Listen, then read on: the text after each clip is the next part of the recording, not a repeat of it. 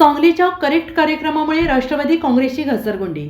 सांगली लोकसभा मतदारसंघातून दुसऱ्यांदा काँग्रेस पक्षाला निवडणूक न लढता हातावर हात ठेवून बसावे लागत आहे। त्याच्या मागे कटकारस्थानांचा भाग असल्याचे आरोप काँग्रेस कार्यकर्त्यांच्या मेळाव्यात जोरदारपणे करण्यात आले। त्या कटाचे बळी मात्र सांगली जिल्ह्यातील काँग्रेस पक्षाला देण्यात आले। या तीव्र प्रतिकार करण्याच्या राजकीय हिंमत दाखविण्यात काँग्रेसचे राज्य पातळीवरील नेते कमी पडले, तसाच दोष स्थानिक नेत्यांना आणि पश्चिम महाराष्ट्रातील प्रमुखांना देखील दिला पाहिजे।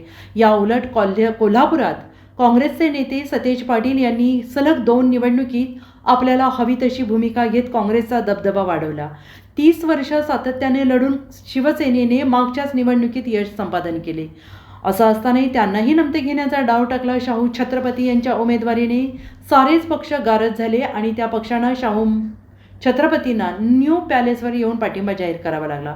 मागील निवडणुकीत 6 महिन्यांपासून तयारी करीत सतेज पाटील यांनी काँग्रेसची ताकद शिवसेनेच्या मागे उभी केली। त्या मोहिमेला आमचं ठरलंय अशी टॅगलाईन दिली होती। कोणी काही म्हणो, आमचं ठरलंय, आता त्यात बदल होणार नाही। यावर आघाडी धर्म पाळण्याचा कोणी सल्ला दिला नाही। काँग्रेसच्या पक्ष श्रेष्ठींकडे तक्रार झाली नाही। पक्षाविरोधात कारवाईचा मुद्दा उपस्थित झाला नाही। सांगलीच्या विद्यमान काँग्रेस नेतृत्वाचा अनुभव कमी पडला।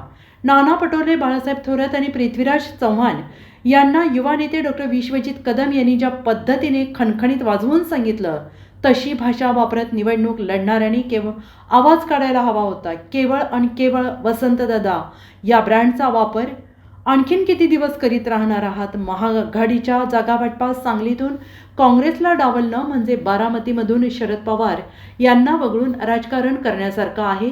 अनेक मोठे नेते राष्ट्रवादी काँग्रेसमध्ये असताना सुद्धा काँग्रेस पक्षाचं सांगलीतून लढत होता।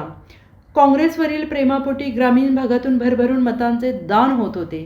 तसेच कायम व्हावे अशी अपेक्षा का करावी, ही चूक लक्षात घेतली नसल्याने काँग्रेसचे प्राबल्य असून सुद्धा 4 ग्रामपंचायत देखील जिंकण्याची ताकद नसलेल्या शिवसेनेकडून जागा हिसकावून घेतली जाऊ शकते, यातच सारं काही आलं।